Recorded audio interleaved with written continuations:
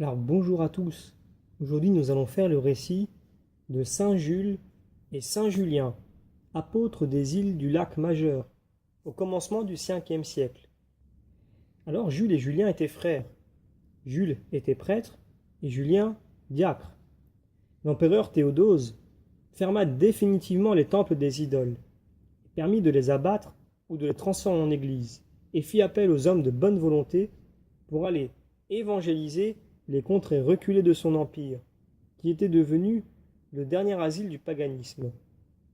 Les îles dont sont semés les lacs de la Haute-Italie étaient dans ce cas. Les deux frères Jules et Julien, originaires de la Grèce, se dévouèrent à ce genre d'apostolat. Ils vinrent demander leur mission au pontife de Rome et se dirigèrent vers le nord de l'Italie. Les représentations qu'on a données de ces deux saints rappellent leurs actions les plus éclatantes. Ainsi, on les a peints supportant de la main des édifices sacrés, car ils passent pour avoir élevé une centaine d'églises. Ils traversent le lac d'Orta sur leur manteau pour montrer la puissance de la foi aux bateliers qui leur refusaient le passage. Saint Jules chasse d'un signe de croix des serpents qui abandonnent l'île où il allait construire sa dernière église et se précipite dans les eaux du lac. On invoque les deux saints contre les loups dont ils passent également pour avoir débarrassé les contrées qu'ils évangélisaient. Saint Jules est le patron spécial d'Orta, dans le Novoré.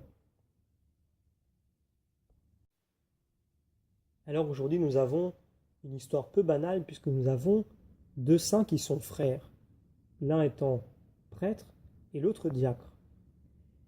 Et la morale que nous allons tirer de ce récit est à peu près la même que celle que nous avons tirée d'un autre récit précédent, concernant l'unité, l'obéissance ecclésiale dans l'Église.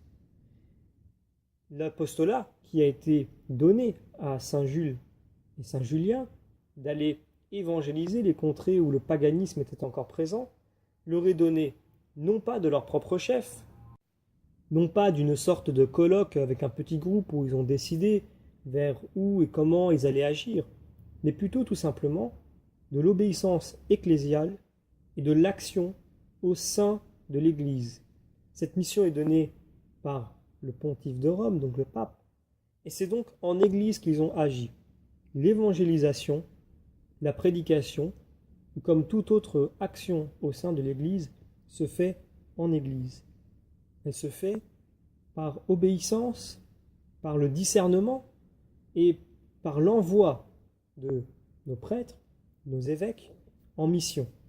Donc un laïc même peut aller voir un prêtre et lui dire « Je souhaite aujourd'hui que ma foi est quelque peu mature, de pouvoir être utile, servir dans l'Église.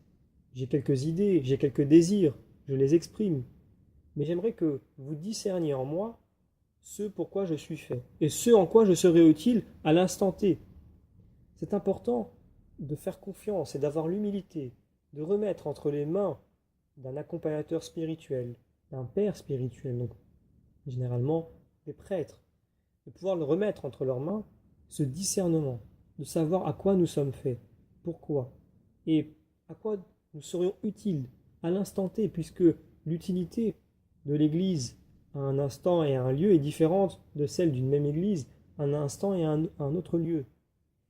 Alors c'est important d'avoir ce réflexe-là. Aujourd'hui, nous avons beaucoup ce réflexe de soi-même se faire des objectifs, se faire des plans, essayer d'agir de son côté, en solo, ou alors de se faire un petit groupe. Et donc finalement d'agir en dehors du corps du Christ, en dehors de l'Église donc. Or, nous sommes tous des membres de ce corps, et le Christ a donné un charisme à cette Église. Et l'Esprit Saint vit en elle, elle la guide. Et nous avons besoin d'être dans cette famille pour pouvoir agir efficacement. À plusieurs, nous agissons toujours mieux que tout seul, isolé, et encore plus quand notre chef est le Christ lui-même qui nous envoie son esprit.